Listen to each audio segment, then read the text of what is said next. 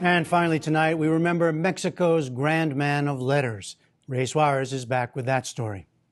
Carlos Fuentes was a prolific writer, penning novels, essays, newspaper articles, even an opera. Recognized as one of Latin America's greatest literary figures and a politically outspoken artist, Fuentes brought stories from Mexico to the world stage. He died yesterday at the age of 83 in Mexico City. To discuss his life and work, we're joined by Ilan Stavans, who teaches literature at Amherst College in Massachusetts and edited the Norton Anthology of Latino Literature.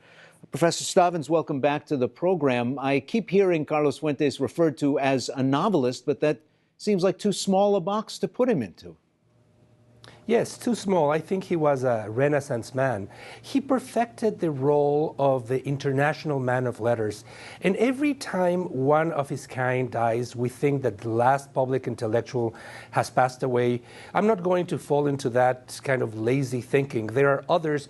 But Carlos Fuentes represented the passion for ideas, the engagement with politics, and the vision that you could go from one culture to another, from one language to the next, and engage audiences in their own realm, bringing the passion of thought through writing, but also through lectures, through all sorts of strategies that he could come up with. He was really a man that believed in the idea that ideas are at the center of our democratic society.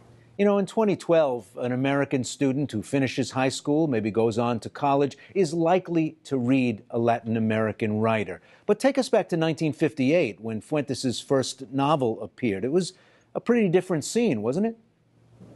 It was a very different scene. Mexico was considered at that time to be an awkward, primitive country with little to offer to Western civilization. And it was Fuentes and a cadre of other writers at that time who started to believe in the idea that the European novel, the North American novel, had both run their course, and that it was time for the Latin American pen to stand up to the world stage and present a different vision of what literature was all about and what the idea of politics and the imagination together could result in. He, together with Gabriel Garcia Marquez, with Mario Vargas Llosa, who recently won the Nobel Prize, and with Julio Cortázar from Argentina, were at the forefront of a movement called the Latin American literary boom that really renovated world literature, and do so by presenting Latin America as a factory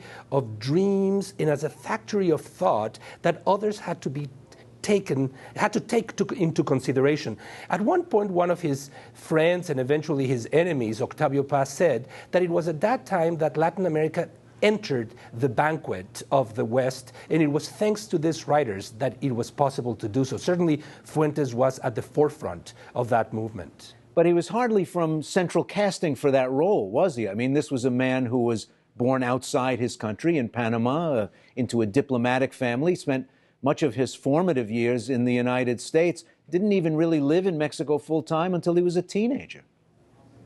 And that was, in some measure, the element that caused lots of resentment in Mexico toward Fuentes. He was a man that was both admired, celebrated, but also envied and pushed aside, pushed to the distance in some way. Certainly in the last period of his life, he believed that he was the spokesperson for Mexico, the voice for the voiceless in his country.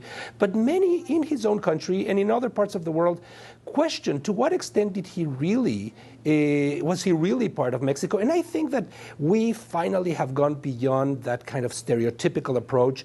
You have to be born in your country. You have to go through the education in it in order to represent it.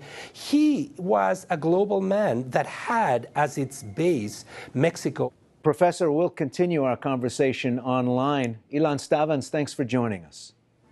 It has been a pleasure. Thank you for having me.